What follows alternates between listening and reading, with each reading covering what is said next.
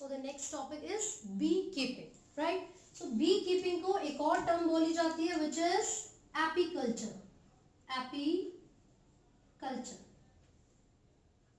Apiculture क्यों बोला जा रहा है? क्योंकि जब भी हम बीज के साइंटिफिक नेम के बारे में बात करेंगे so you can observe a lot of varieties of honey बीज, और जिसमें से हम सबसे इम्पोर्टेंटली जो इंडियन वेराइटी है उसके बारे में बात करते हैं. यहाँ पर उसका साइंटिफिक नेम हम लिख रहे हैं Apis indica. Apis indica. You can observe certain foreign और एक्सोटिक ब्रीड्स ऑल्सो, लेकिन यहाँ पर जो हम वैरायटी को डिस्कस कर रहे हैं वो कौन सी होगी? इंडियन ब्रीड होगी, और उसका साइंटिफिक नेम है एपिस इंडिका. बेसिकली हनी बीज के जो रेयरिंग का प्रोसेस है उसको हम बी कीपिंग या फिर एपीकल्चर कहते हैं. सो हम लिख रहे हैं रेयरिंग ऑफ हनी बीज. तो हनी बीज को रेयर करने का यानी कि पालने का जो प्रोसेस है वो एपीकल्चर कहलाता है या फिर बी कीपिंग कहलाएगा. Now what is the use of rearing honey bee? ये जो एपिस इंडिका है इसको पालने का यानी कि इसको ग्रो करवाने का रीजन क्या है? कोई ना कोई इकोनॉमिकल इंपॉर्टेंस ऐसी होगी हनी बी की जो कि लार्ज प्रोडक्शन ऑफ ये जो हनीज है या फिर हनी बी है उसको किया जाता है. तो देखिए, इससे पहले मैं एक दो चीजें आपको बता दूं. ये आर्थ्रोपोडा के अंदर आती है. आर्थ्रोपोडा लार्जेस्ट फाइलम होते हैं. आर्थ्रोपोडा के अंदर आएगी. आर्थ्रोपोडा लार्जेस्ट फाइलम होता है. Largest phylum that includes all the insects. ठीक है. पेयर्ड अपेंडेजेस इनके पास प्रेजेंट होते हैं. Paired appendages, right. They also have sting यानी कि डंक होते हैं इनके पास, और जब भी वो डंक मारती हैं यानी कि स्टिंग मारती हैं तो फिर वो रिलीज करती हैं एक एसिड को which is generally methanoic acid. कौन सा एसिड होगा? Methanoic acid. तो ये कुछ बेसिक फीचर्स हमने हनी बी के बारे में पढ़े हैं, है ना. पेयर्ड अपेंडेजेस हो गए, स्टिंग हो गई, बाकी तो बहुत सारे फीचर्स हैं but we will not go into so much deep. हमें सिर्फ इनकी रेयरिंग के बारे में बात करनी है कि हनी बीज को कैसे पाला जाता है और क्यों. ठीक है, तो पहले बात कर लेते हैं कि क्यों पाला जाता है. व्हाई? देखिए, जो इकोनॉमिकल इंपॉर्टेंस में बार बार बोल रही हूँ हनी बीज की, जब हम उसके बारे में बात करेंगे तो हम देखेंगे कि हनी जो कि एक बहुत ही इंपॉर्टेंट कंपोनेंट है, एक बहुत ही इंपॉर्टेंट इंग्रेडिएंट है बहुत सारे डिशेस का, हमारी बॉडी के लिए बहुत ज़्यादा हेल्दी होता है, एंटीऑक्सीडेंट होगा. इसको हम बहुत सारे फेशियल मास्क में यूज़ करते हैं. इसकी विस्कोसिटी की वजह से इसको पॉलिशिंग में भी यूज़ किया जाता है. कॉस्मेटिक्स तो हो ही गया, है ना. बीज वैक्स के बारे में बात कर लीजिए. तो honey and bee wax, these two are the products that we can obtain by rearing of honey bees. ठीक है. इनकी सिग्निफिकेंस मैंने आपको बताई थी कि जो हनी है ये एक बहुत ही इंपॉर्टेंट इंग्रेडिएंट है. इंग्रेडिएंट है बहुत सारे डिशेस का, बहुत सारे मेडिसिनल पर्पस के लिए भी इसको यूज किया जाता है. ठीक है. साथ साथ बी वैक्स के बारे में भी अगर हम बात करें, इंडस्ट्रीज में इनको यूज किया जाएगा, कॉस्मेटिक्स की इंडस्ट्रीज में या फिर पॉलिशिंग की इंडस्ट्रीज में, राइट.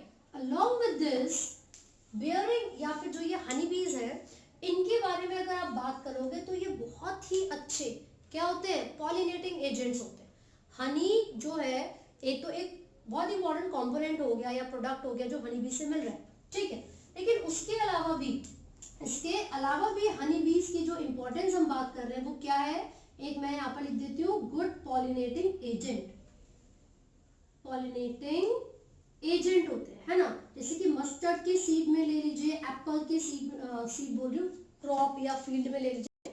तो जो पॉलिनेटिंग एजेंट है उसका फायदा ये है, जब वो एक फ्लावर से दूसरे फ्लावर पर जाएंगे in the search of food, in the search of nectar, तो पॉलन ग्रेन्स अगर उनके विंग्स में या उनके अपेंडेजेस में स्टिक कर गए, चिपक गए, तो क्या होगा? एक फ्लावर से जब दूसरे फ्लावर पर पहुंचे तो पॉलन ग्रेन का भी तो ट्रांसफर होगा, और इस पॉलन ग्रेन के ट्रांसफर होने से क्या फायदा होता है? पॉलिनेशन होती है. एज अ रिजल्ट फर्टिलाइजेशन होगी, न्यू सीड्स बनेंगे, फ्रूट्स बनेंगे, एंड जहां जहां सीड बनते हैं न्यू प्लांट्स की फॉर्मेशन भी होती. तो हमें पता है कि पॉलिनेटिंग एजेंट का होना भी बहुत जरूरी है किसी भी क्रॉप में, फील्ड में, राइट. तो यहाँ पर हनी भी बहुत ही इंपॉर्टेंट रोल प्ले करती हैं इन सभी फंक्शंस को परफॉर्म करके। अगला क्वेश्चन ये है कि जब हम हनी बी को रेयर करेंगे, जब हम हनी बी को पालेंगे, तो किन किन चीजों का ध्यान रखना बहुत जरूरी है। वो कौन कौन सी चीजें हैं, अगर उनके बारे में हमें नहीं पता होगा तो हम हनी बी को रेयर नहीं कर पाएंगे। तो सबसे पहले हम बात कर रहे हैं, एक तो सीजन के हिसाब से, सीजन के हिसाब से हनी बीज के जो हाइव होते हैं, छत्ते होते हैं, उसको मैनेज करना आना चाहिए, है ना। मैनेजमेंट ऑफ बी हाइव्स, मधुमक्खी के छत्तों को मैनेज करना आना चाहिए सीजन के हिसाब से। दूसरी चीज आप ये देखोगे कि जो हनी बीज होती हैं वो क्या करेंगी, उनका जो ग्रुप है, पूरा स्वाम है, झुंड, हमेशा झुंड में घूमती हैं और एक साथ आती हैं, वो अटैक भी कर सकती हैं, है ना। तो हमें हैंडल करना आना चाहिए, हैंडलिंग ऑफ स्वाम्स। स्वाम्स का मतलब हो गया ग्रुप ऑफ हनी बीज, उनके झुंड को हैंडल करना आना चाहिए। नॉलेज अबाउट देयर मूड, भाई हनी बी के मूड के बारे में नॉलेज होना बहुत जरूरी है, क्योंकि अगर आपको उनकी मूड के बारे में कोई नॉलेज नहीं है तो इसका मतलब ये हुआ कि वो कभी भी डंक मार सकती हैं और आपको पता नहीं चलेगा, ठीक है।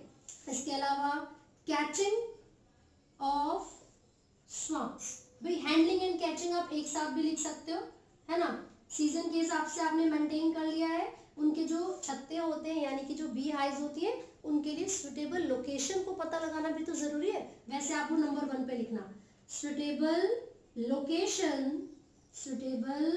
Location for bee hives. तो सबसे पहले आप सुटेबल लोकेशन के बारे में पता लगाएंगे, फिर सीजन के हिसाब से उसको मैनेज करना आना चाहिए, हनी बीज के मूड के बारे में नॉलेज होना जरूरी है, उनके स्वाम्स को यानी कि झुंड को कैसे हैंडल करना है, कैसे पकड़ना है, कैसे कैच करना है, ये आना जरूरी है। साथ ही साथ कलेक्शन ऑफ हनी भी तो आना चाहिए, भाई हनी को कैसे कलेक्ट करना है, collection of honey. So these are very important points that we need to keep in our minds if we want to rear the honeybees. तो एपीकल्चर में ये सारी चीजें हमने डिस्कस की हैं। एपीकल्चर क्या है, यानी कि हनी बीज को रेयर करना, ये हम क्यों करते हैं, इनके बहुत सारे बेनिफिट्स हैं, है ना। कैसे करेंगे, इन चीजों को अपने माइंड में रखते हुए। हनी बी की एक इंडियन ब्रीड का नाम, वेराइटी का नाम एपिस इंडिका। So this is all about bee keeping. And now we will talk about fisheries.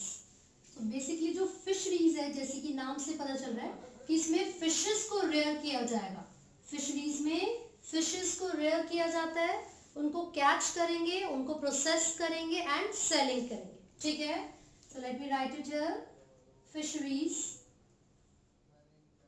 See fisheries क्या है, फिशरी इज द इंडस्ट्री, ये एक ऐसी इंडस्ट्री है which is devoted to the catching and processing as well as selling the fishes. Generally fishery का जो term है fish के लिए यूज किया जाता है, लेकिन बहुत सारे मोलस्का हैं जैसे कि शेल फिशेस या फिर क्रस्टेशियंस हो गए, प्रॉन्स हो गए, है ना, इन सब को भी हम यूज करते हैं, मतलब उन सबको भी इंक्लूड किया जाता है फिशरीज में। तो शेल फिश यानी कि मोलस्का, देन क्रस्टेशियन जो कि आर्थ्रोपोडा में आता है, which are the prawns etcetera, ठीक है। तो ये कुछ ऐसे ऑर्गेनिजम्स हैं जिनको पाला जाता है, रेयरिंग की जाएगी और जिनको कैच करके सेल किया जाता है आफ्टर प्रोसेसिंग। तो प्रोसेसिंग में क्या किया जाएगा, क्योंकि ये कुछ ऐसे एक्वाटिक एनिमल्स हैं, most of these organisms need water for their survival.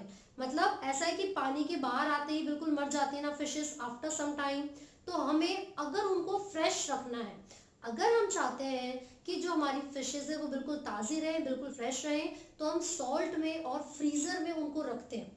ऐसा इसलिए होता है क्योंकि जो ऑस्मोलैरिटी होती है उसको मेंटेन करना ज़रूरी है।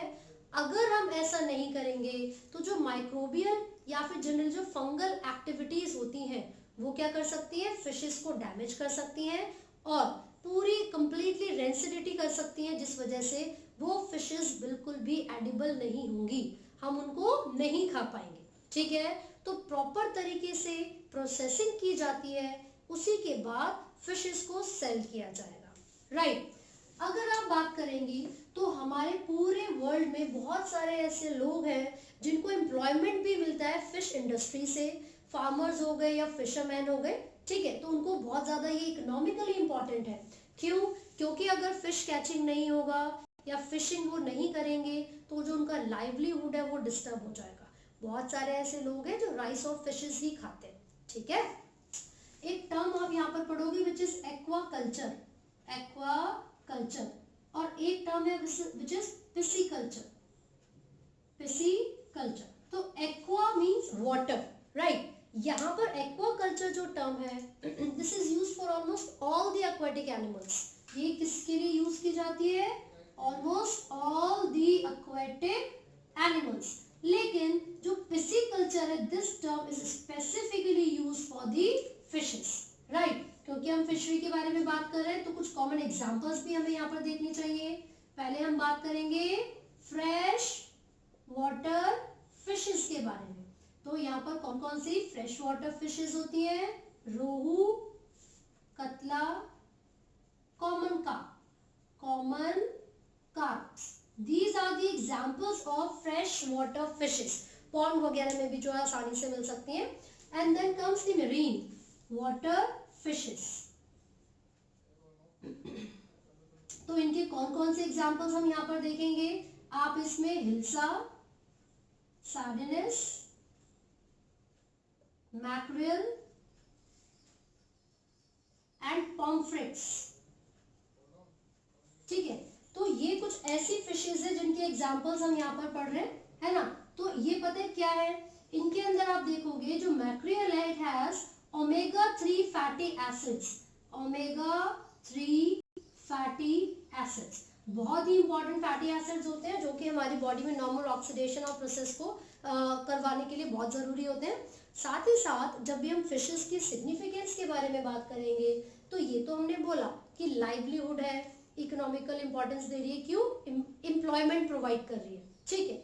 उसके अलावा भी जब हम इनकी सिग्निफिकेंस के बारे में बात कर रहे हैं, प्रोटीन रिच होती है, हेयर और स्किन के लिए बहुत ज़्यादा हेल्दी होती है, क्योंकि सॉफ्ट सिल्की और स्मूथ हेयर करने के लिए अगर हम फिश ऑयल का यूज़ करेंगे तो वो बहुत अच्छा होता है। स्किन को हेल्दी और हाइड्रेटेड रखने के लिए भी हम फिश के प्रोडक्ट्स का इस्तेमाल करेंगे। एक बार ऐसा हुआ, मतलब जनरली जब हम इतनी ज़्यादा टेक्नोलॉजीज़ को यूज़ करते हैं तो जो ये टेक्नोलॉजीज़ का इस्तेमाल था, इतनी ज़्यादा डेवलप्ड प्रोसेसेस का जो इस्तेमाल था, उसके रिजल्ट में प्रोडक्शन ऑफ फिशेस बहुत ज़्यादा इंक्रीज हो गई।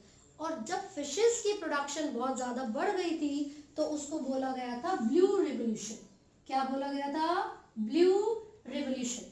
जैसे कि आपने एक टर्म सुनी होगी ग्रीन रिवोल्यूशन, यानी कि हरित क्रांति। ऐसा कब यूज किया गया था? जब large amount of cereals, food products बहुत ज्यादा मात्रा में प्रोड्यूस किए गए थे, ठीक है।